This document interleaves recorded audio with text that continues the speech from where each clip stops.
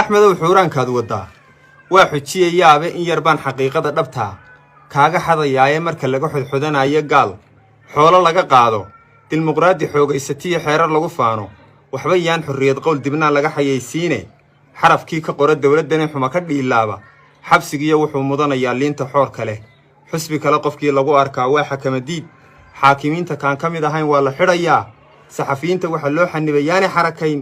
xaawalaydii qiimaa lahayd laga xishoon waa xaalad kale aakhir saban la isxaqirayaae xalay waa maqlayseen warkii miidhiyaa xulay xildhibaanadii baa lahaana la xurmayn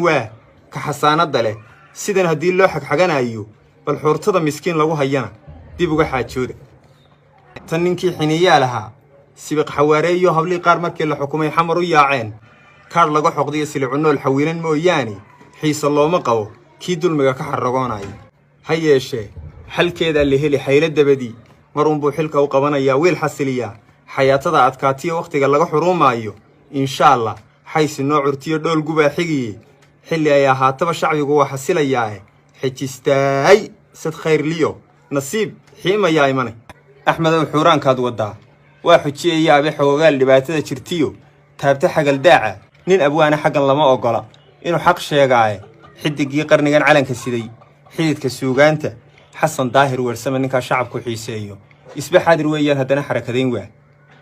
isbaxaadir weeyaan haddana xarakadayn waaye ma xafladiya maansooyinkii duurxulka ahaaye xaskay dabada geliyeen raggii xiid ahaan jiray oo wax suuqa lagu xaabayaa xeelo doqoneed mar haddii bulshada kii xoqdaba xamil ku rooraayo annayaan xasaasiga ku mudan xeraka weydaare xanuunkeeda iga daa murtida hay xasaradayn